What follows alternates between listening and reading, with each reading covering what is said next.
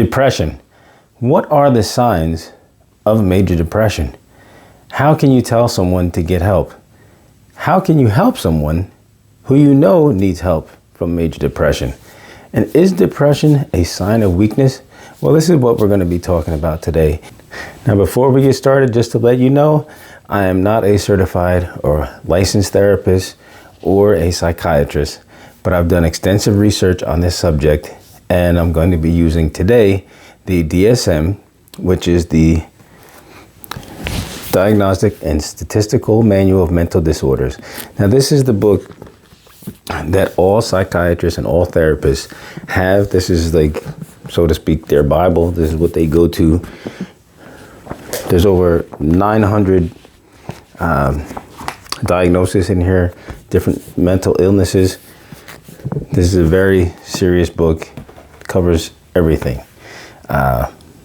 Just about everything you could think of that would be considered a mental disorder, even as far as things such as caffeine, addiction to marijuana. So there's a lot of topics in here, but today we're just going to focus on major depression. How can you tell if someone is depressed?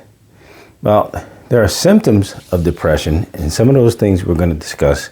If we look here in the index under depression. So in the index under depression, you can see there's a lot of types of depression. There's depression, alcohol use disorder, attenuated psychosis syndrome, hypersomnolence disorder, neurocognitive disorders. These are all depressive disorders. Stimulant use disorder, depressive disorder due to another medical condition, depressive disorder due to cerebrovascular disease, disruptive mood dysregulation disorder, major depressive disorder, major depressive episodes, other specified depressive disorder, persistent depressive disorder, premenstrual dysphoric disorder, substance medication induced depressive disorder, unspecified depressive disorder. So just to let you know, there's many types of depression. Today we're just going to be focusing on major depressive disorder, not anything that's due to medical condition. So right under here where it says major depressive disorder, okay, it says the diagnostic criteria is 5 or more of the following symptoms have been present during the same 2-week period and represent a change from previous functioning. At least one of the symptoms is either 1, depressed mood, or loss of interest or pleasure. Now, just as I said, note, do not include symptoms that are clearly attributable to another medical condition. Now, another medical condition would be, example of this would be chronic illness, diabetes, heart disease, arthritis, kidney disease, HIV, AIDS, MS, hypothyroidism, cancer, epilepsy, stroke, Alzheimer's, Parkinson's disease, and also migraines. Some neurological conditions to consider would be brain trauma, subdural hematoma, epilepsy, and endocrinopathies would be diabetes, thyroid disorders, and adrenal disorders. Now let's look at some of the criteria for major depressive disorder. A depressed mood most of the day, nearly every day, as indicated by either subjective report. Example is feels sad, empty, hopeless, or observation made by others, appears tearful. Now note, in children, adolescents can be an irritable mood. So in children, it manifests itself a little differently than in adults. They may just display an irritable mood that's outside their normal mood.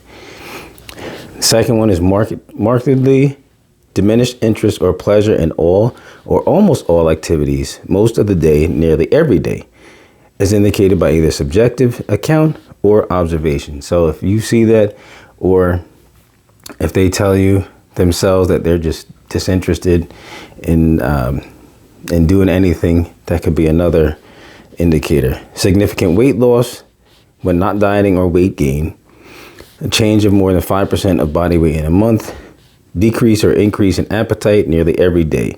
So, and also note that in children, consider failure to make expected weight gain. So there's charts of children's age and how much they should weigh at each stage in their life. at each age, and they have a way to calculate this.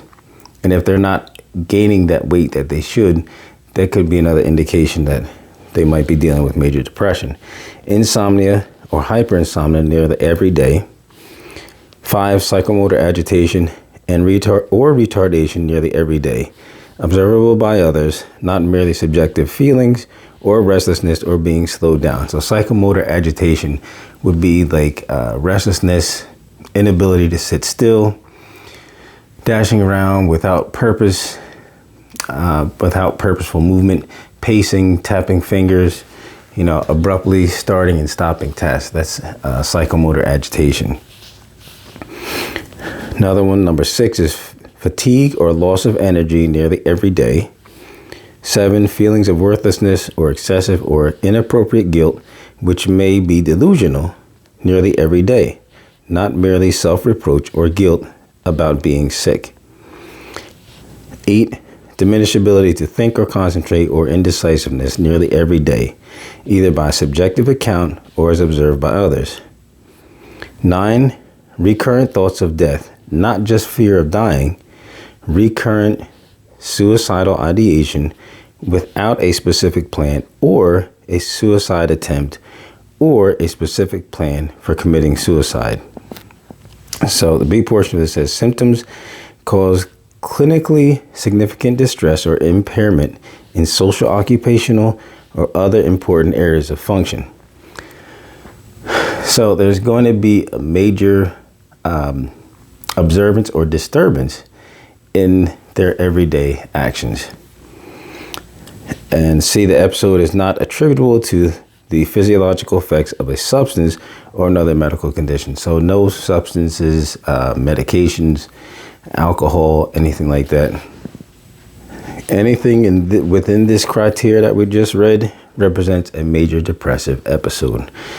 But it's not just one, it would have to be 5 or more. So the responses to significant loss, bereavement, financial ruin, losses from a natural disaster, serious medical illness or disability may include the feelings of intense sadness, rumination about the loss, insomnia, poor appetite, and weight loss noted in criterion A, which may resemble a depressive episode. So people might be undergoing something, a stressful account, bereavement, loss of a job, a relationship, financial ruin. Those are things that will happen to someone. It may not indicate that they are in major depressive, but it can also lead to that. These things are noted in criterion A, which may resemble a depressive episode. Although such symptoms may be understandable or considered appropriate to the loss, the presence of a major depressive episode, in addition to the normal response to significant loss, should also be carefully considered. This decision inevitably requires the exercise of clinical judgment based on the individual's history and the cultural norms for the expression of distress in the context of loss. So if you have a loss of a job, financial ruin, anything major that happens in life, you lose a loved one, a mate, a divorce, there's going to be a period of bereavement. But if it goes beyond that, that's when you have to consider all of these signs that someone is actually in a major depressive state. So at least one major depressive episode is not better explained by schizoaffective disorder and is not superimposed on schizophrenia, schizophreniform disorder, delusional disorder, or other specified and unspecified schizophrenia spectrum and other psychotic disorders. There has never been a manic episode or a hypomanic episode. So that's where those mood swings really come in. And note, this exclusion does not apply if all the manic-like or hypomanic-like episodes are substance-induced or are attributable to the physiological effects of another medication. So if any medications are involved or any substances or any physiological ailments or anything are involved, those aren't considered when considering someone for having major depressive disorder. So how do you get someone help from major depressive disorder. Well, I did some research, and everything I found is from the Mayo Clinic, all the suggestions. So let's dig into these. One is the person may not know that they have depression, or they may not want to admit it. Some people may feel ashamed that they feel this way. They don't want to be labeled as someone with a mental illness or having major depression. So they might feel, well, I can take care of this myself. I can fix it. They don't want to feel that way. You don't want them to feel burdened that they have to work this out on their own, because the symptoms usually do not get better without treatment. They may actually get worse.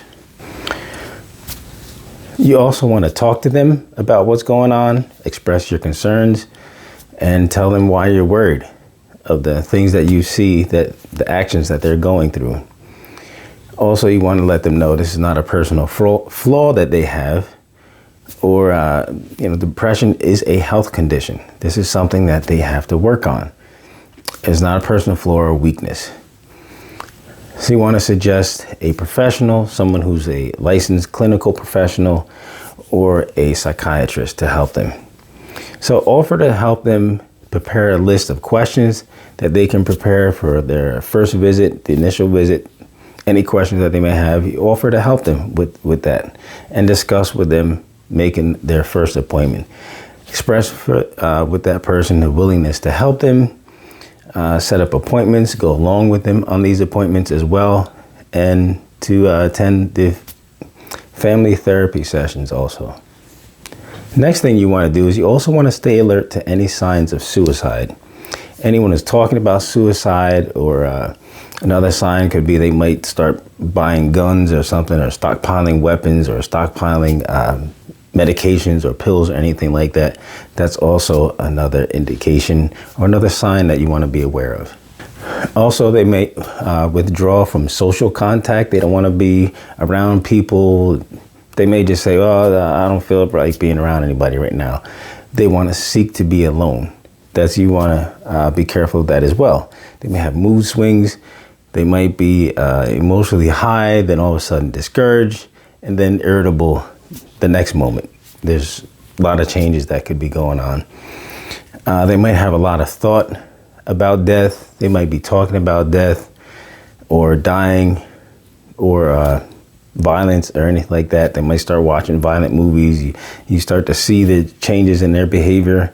They might feel like they're trapped or hopeless about their situation, that there's no other options. There's no way for them to get out. You might see an increase in the alcohol use or drug abuse as well. They might start changing their routine, their sleeping or eating routine. Those are things you also want to be careful of. You want to be mindful of. You see these differences in this person, your friend or your loved one, you want to take note of that. They might display risky, self-destructive behavior, getting involved in drugs and alcohol, as we mentioned, or also driving recklessly. That's another sign also. They also might start giving away their belongings, things that were of value to them. They may just start giving them away to people, or they might start getting their affairs in order, maybe writing a will, saying who's going to get what of their possessions. And also they might start saying goodbye to people as if they won't see them again. If they say something like, hey man, it's been really great knowing you, I'm gonna miss you, things like that, anything along those lines, there's another sign you want to be careful of. You might see personality changes in this person. They might become severely anxious or upset, and particularly, especially with some of these warning signs that we just talked about. So overall, you really want to show them some support. You want to urge them to get treatment. Treatment is one of the things that will help them, but be willing to listen and try not to give advice. As hard as it may seem, you really don't know what this person is going through. And being a good listener is one of the best things that you can do. Some of the best therapists are really good listeners. You want to give positive reinforcement and remind them of the good qualities that they have. Don't just point out things that they do wrong, or if they say, oh, I'm such a failure, you're not a failure. I wouldn't go that far, but you also want to tell them things, give them reinforcement, and tell them things that they're good at, and they're good qualities. Offer suggestions on things that you can help with. Maybe you can help with things around the house. Try to make life less stressful for them. Get their things in order as far as their meals, exercise routine, chores around the house. Anything that you can help them with will be of support. Suggest to them to find help groups. There are other people going through similar things that might be helpful for them as well. You want to urge them also to take part in prayer, in faith, and religious practices. You want to urge them to take self-care steps in taking care of their health, eating healthy, exercising regularly, staying active, getting good quality sleep. These are all things that are going to be effective for them. Getting good quality sleep, those are things that are going to be helpful for them. Make plans together with that person. So if you're talking to them about exercise, hey, you really need to get exercise. You really need to eat better.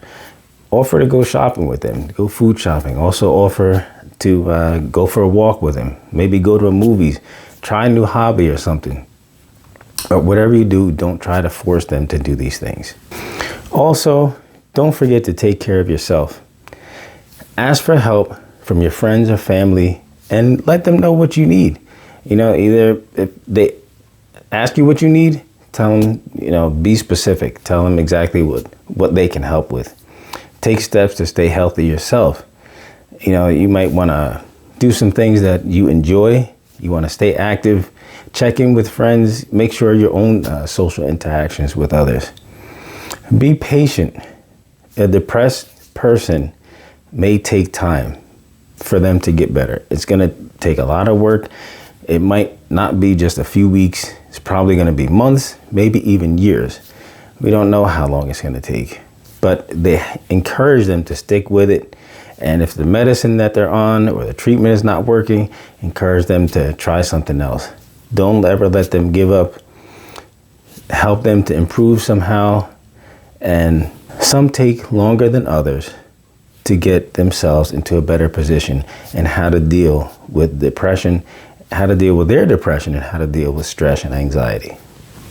And again, as we mentioned before, depression is not a weakness. It is an illness. So treat them as you would any person with any other illness. Someone you see in a hospital who's suffering from cancer, suffering from any other ailment you could think of. You want to treat them with care and with a lot of love. There are a lot of places you can call for help. You can do a search and look for a mental health hotline. You can call or text 988. That's for a mental health hotline. And also, that's suicide crisis hotline. You can call that number 988 or text 988. And also, don't forget, you can always call 911 if it seems like a person is in imminent danger. If it looks like things are getting really bad and they're getting out of control, don't hesitate in calling 911. There's something called NAMI, which is the National Alliance for Mental Illness. And their number is 800-950-NAMI, N-A-M-I, which is 800-950-6264. And that's the NAMI Helpline Specialist. So I hope you enjoyed this video, some of the things that we've spoken about. If you know someone that's suffering from major depression, don't give up on them. Be there as a good support and give them the help that they need. Reassure them that you're there to help them and that they can overcome this illness. I hope you liked the video. Make sure you like and subscribe and hit the notification bell. This way it'll notify you of any new videos that I bring out to this channel. I appreciate you listening, and I hope you stay in good health.